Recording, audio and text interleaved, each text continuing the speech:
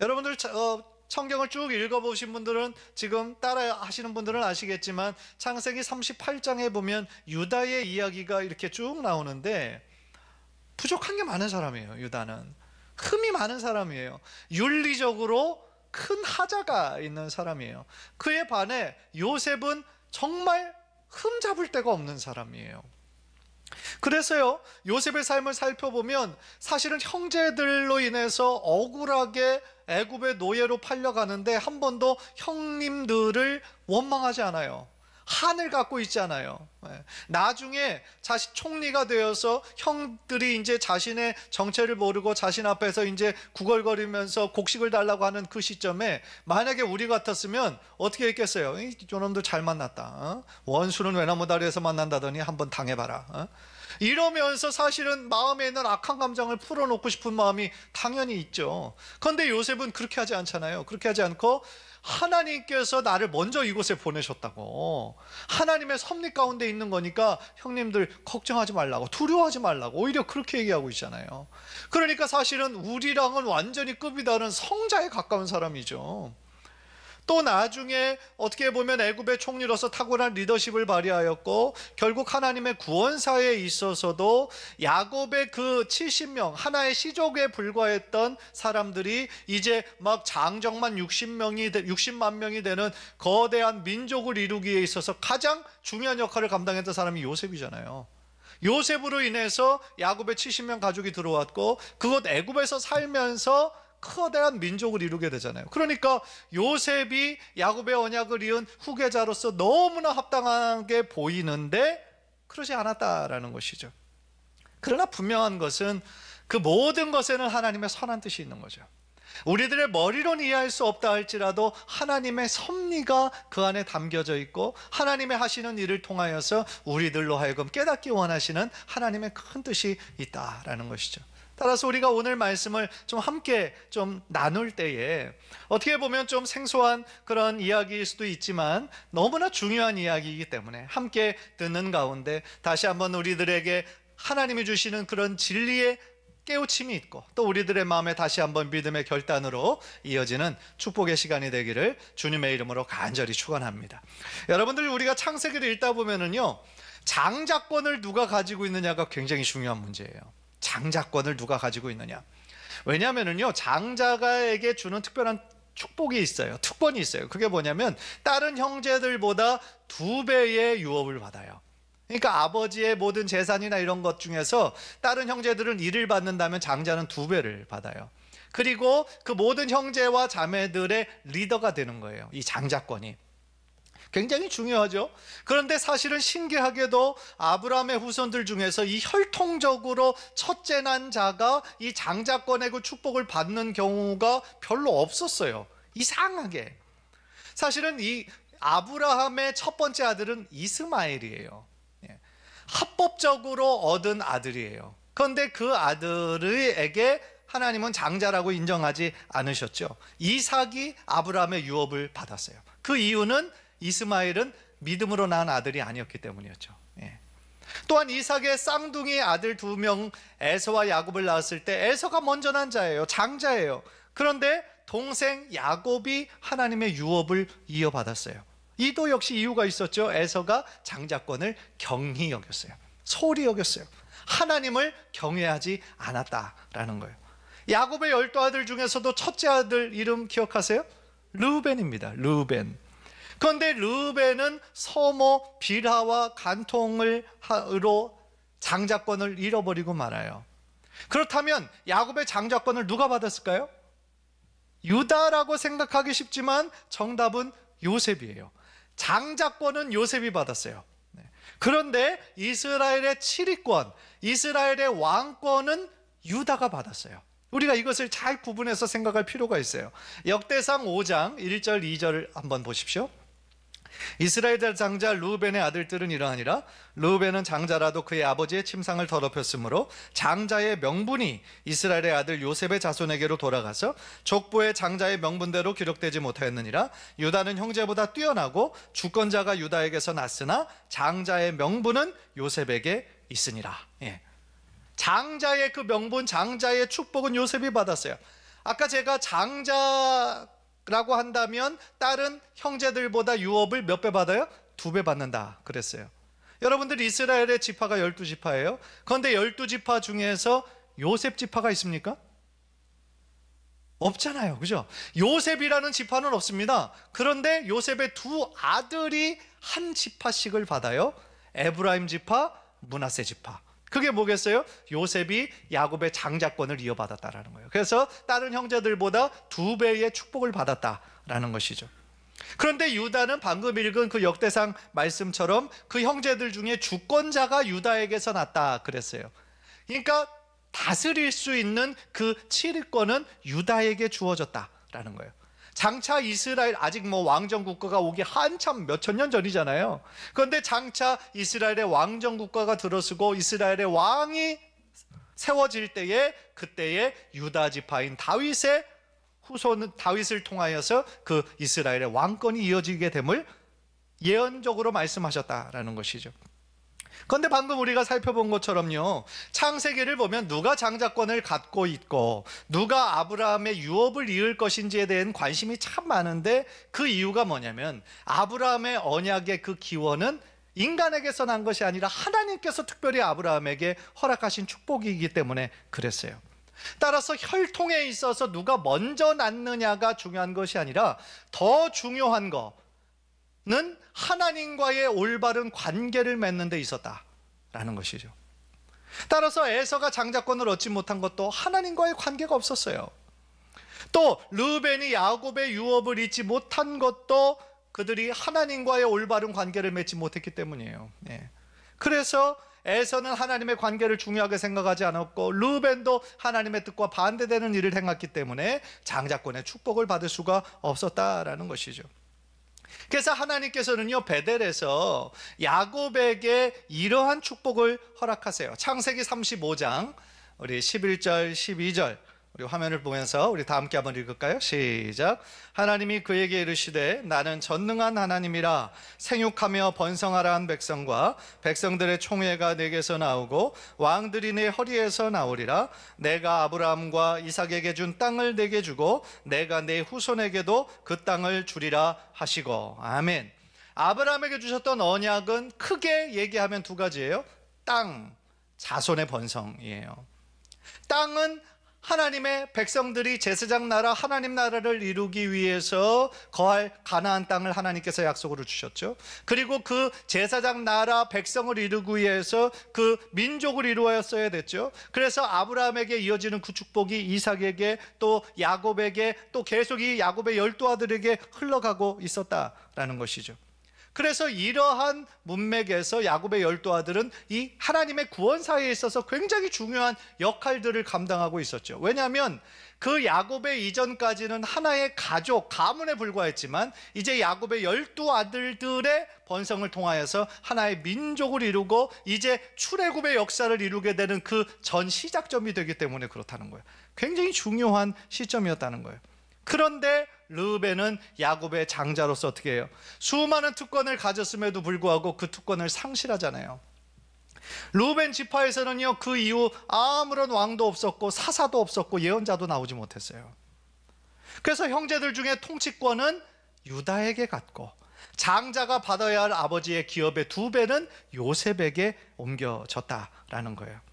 그렇다면은요, 우리가 유다에게 하나님이 그러면 어떤 축복을 내려주셨는가에 대해서 우리가 좀 알 필요가 있는데요. 첫 번째는 뭐냐면 유다 지파가 영원한 왕권을 차지하게 될 거다라는 거예요. 오늘 보면 8절을 보세요. 유다야, 너는 내 형제의 찬송이 될지라. 내 손이 내 원수의 목을 잡을 것이요 내 아버지의 아들들이 내 앞에 절하리로다 그랬어요. 유다야, 너는 내 형제의 찬송이 될지라. 이게 지금 야곱이 자신의 죽음이 임박함을 깨닫고 지금 유언처럼 한 그런 말씀이죠. 그래서 유다는 내 형제들의 찬송이 될 거다 그랬어요. 사실 유다라는 그 이름의 뜻이 하나님을 찬송한다라는 뜻이 있어요.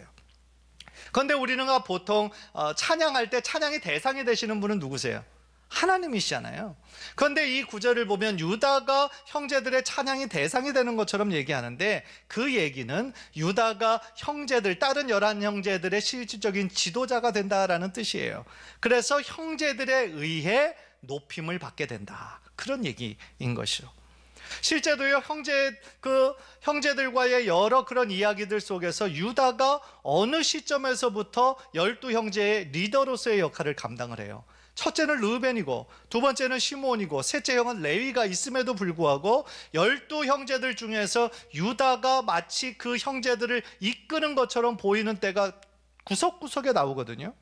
첫 번째가 언제였냐면, 요셉을 다 얄미웁게 생각해요. 꿈꾸는 자가 오는도다. 적이 오니까 우리가 몰래 좀 동생 저 요셉을 죽이자. 그리고 짐승들에게 죽었다고 아버지한테 얘기하자. 막 그렇게 얘기하는 것이 대세를 이루고 있을 때 유다는 뭐라고 얘기를 합니까? 그 생명을 살려야 되겠는 거예요. 그래서 그렇게 죽이지 말고 저 상인들에게 그냥 팔자라고 얘기를 하죠. 이때도 유다의 의견이 채택이 되죠. 그죠? 그리고 더 나아가 야곱의 온 가족이 이제 나중에 가뭄으로 인해서 굶주려 가지고 곡식을 구하려고 그곳에 애굽에 가잖아요. 그때에 이 야곱이 이 베냐민만은 절대로 보낼 수 없다라고 고집을 부려요. 왜냐하면 자신이 사랑하는 아들 요셉은 이미 죽었어요. 이제 자신이 정말 사랑하는 아들 베냐민마저 전혀 모르는 곳에 보낼 수 없다는 거예요. 그래서 장자 르우벤이 사실은 한번 간청을 하거든요. 지금 베냐민을 보내지 않으면 우리 다 죽는다. 간청을 함에도 불구하고 르우벤의 이야기는 듣지 않아요, 이 야곱이. 그런데 유다가 뭐라고 얘기하냐면, 내가 담보가 되겠다, 그렇게 얘기를 하는 부분이 있어요. 창세기 43장 9절입니다. 내가 그를 위하여 담보가 되오리니 아버지께서 내 손에서 그를 찾으소서. 내가 만일 그를 아버지께 데려다가 아버지 앞에 두지 아니하면 내가 영원히 죄를 지으리다 라고 얘기하고 있어요. 이 유다가요, 그 형제들 중에서 지금 리더의 역할로 뭐라고 얘기하냐면, 자신의 목숨을 자신의 동생 베냐민의 그를 위하여 내어놓겠다는 거예요. 담보로 내어놓겠다라는 거예요. 그러니까 이 말을 들은 야곱이 그의 생각을 바꿉니다. 고집을 버려요. 그래서 그때 베냐민과 함께 그러면 애굽으로 가라고 허락을 하는 거예요. 내가 잃으면 잃을 거다 라고 모든 것을 내려놓는 그러한 결단을 바로 유다의 말을 듣고 야곱이 하게 되는 것이죠. 또한 이 애굽에서요, 또 형제들의 그 곡식을 구해가지고 다시 이제 가나안 땅으로 돌아가는 길에 요셉이 그 은잔을 숨겨놓았잖아요. 그런데 누구의 그 자루에 숨겨놨냐면 또 베냐민의 거기 자루에 숨겨놨어요. 그 중간에 보니까 그 은잔이 거기에서 나오는 거예요. 그러니까 다시 형제들이 탄식하면서 다시 애굽으로 돌아갑니다.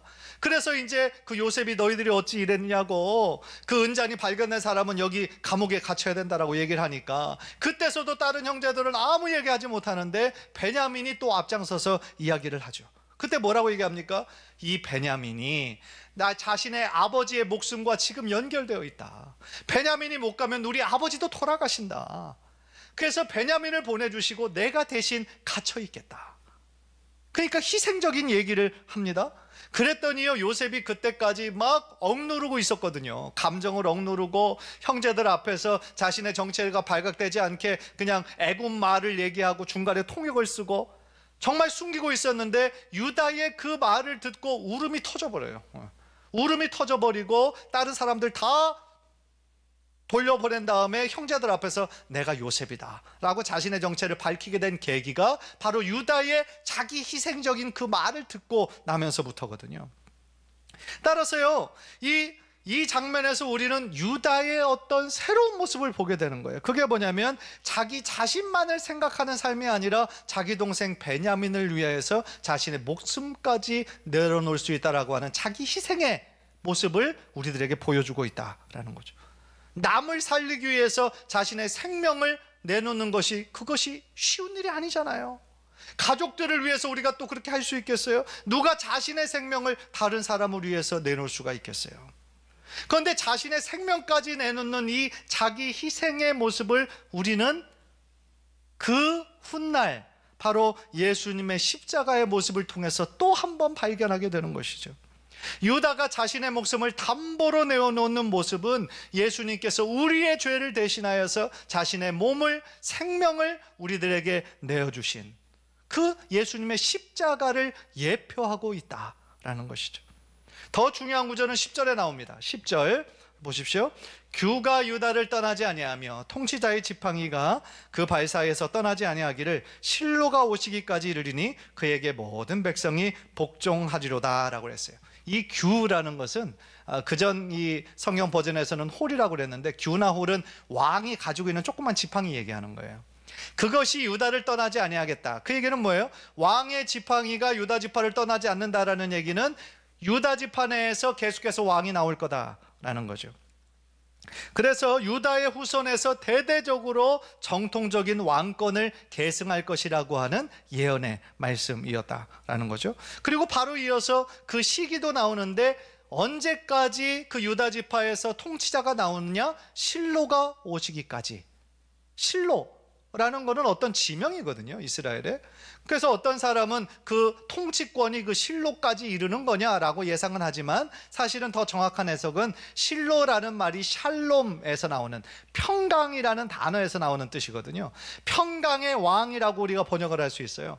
따라서 성경에서 평강의 왕은 누구시죠? 예수님이잖아요.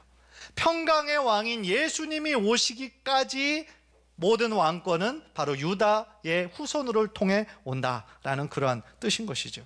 실제적으로 이 말씀은 왕정 시대가 돌입하면서, 물론 초대 왕은 베냐민 지파였던 사울이었지만 사울의 시대는 길지 않았죠. 하나님의 뜻에서 거역하고 불순종했기 때문에 이대왕 다윗 왕 때부터 다윗의 그 후손들을 통하여 대대적으로 왕권이 이루어져감을 우리가 볼 수 있다라는 거죠. 두 번째로 이 유다 지파가 받은 축복은 뭐였냐면요, 메시아가, 예수 그리스도가 유다 지파를 통해 오신다라고 하는 내용이었어요. 9절을 보세요. 유다는 사자 새끼로다. 내 아들아, 너는 움킨 것을 찢고 올라갔도다. 그가 엎드리고 웅크림이 수사자 같고 암사자 같으니 누가 그를 범할 수 있으랴 그랬어요. 유다는 사자 새끼로다 그랬어요. 계시록에 보면은요, 예수 그리스도를 뭐라고 표현하고 있냐면 유다 지파의 사자라고 표현하고 있어요. 예수님이 유다 지파의 사자라는 거예요. 즉 무슨 뜻입니까? 메시아로 오신 예수 그리스도가 유다 지파에서 탄생할 것을 이미 예언하고 계셨다라는 것이죠. 또 하나 8절의 예언, 우리가 아까 읽었던 8절의 예언을 보면 내 손이 내 원수의 목을 잡을 것이다 라는 그런 구절이 나와요. 그러니까 1차적으로는 이 유다 지파가 이 적들, 원수들의 세력을 완전히 정복할 거다라는 얘기예요. 그래서 후에 다윗과 솔로몬 시대에 이스라엘을 괴롭히고 계속해서 공격하던 블레셋, 모압, 암몬 같은 데들을 이 다윗과 솔로몬 때 막 정벌을 하고 완전히 다스렸었죠. 그런데 이 구절에는요, 더 중요한 영적인 의미가 있어요. 그게 뭐냐면 다윗과 솔로몬은 눈에 보이는 원수들만 멸할 수 있었잖아요. 그러나 메시아로 오신 예수 그리스도는 눈에 보이지 않는 원수, 즉 죄와 사망의 권세를 멸하시는 바로 분이 바로 우리 메시아 예수 그리스도시다라는 것이죠.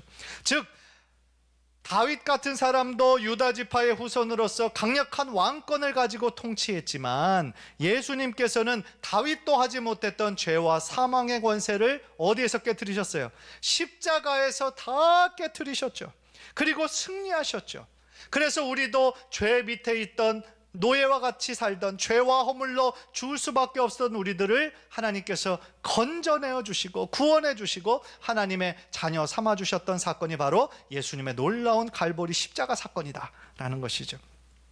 그런데요, 메시아가 이 유다 지파를 통해 오셨다라는 것은 제가 제일 처음에도 말씀드렸던 것처럼 잘 이해가 되지 않는 부분이죠. 물론 유다 개인적으로는 엄청난 은혜고 축복이지만 유다 개인의 삶을 우리가 생각해 볼 때 이런 축복을 받을 자격이 있는가라는 생각이 드는 게 당연하다라는 것이죠.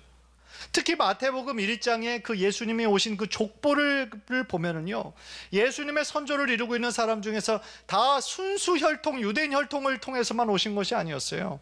그 가운데 이방인 여인들의 이름이 등장을 합니다. 다말, 라합, 룻, 다 이방인 여인이었어요. 또 라합은 기생이었어요. 또 다말은 우리가 방금 본 것처럼 시아버지와 관계를 맺은 사람이었어요. 어찌 보면 가장 거룩하고 신성해야 되는 예수님의 족보가 이렇게 흠이 많은 사람들을 통하여서 오셨다라는 것은 무엇을 뜻하고 있는 거겠어요?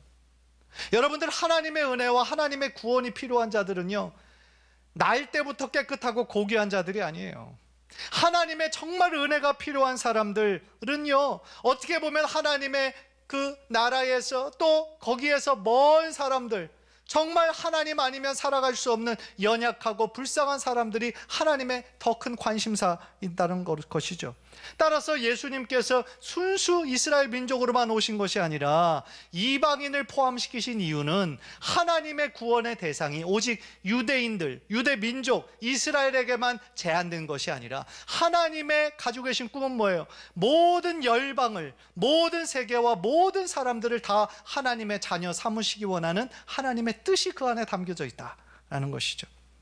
따라서요, 하나님의 마음은 아브라함을 선택하실 그때부터 이미 열방 모든 사람들을 다 계산하고 계셨다라는 것이죠.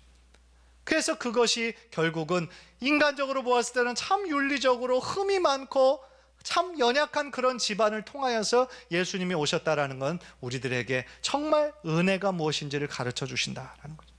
사실 우리 중에 과연 구원받을 만한 자격이 있어서 구원받은 사람이 누가 있겠어요?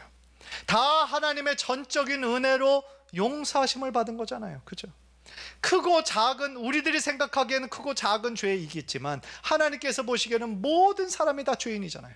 모든 사람이 죄인이고 하나님의 영광에 이를 수 없었던, 의인은 없나니 하나도 없는 것이 우리들의 현실이었기 때문이다라는 것이죠.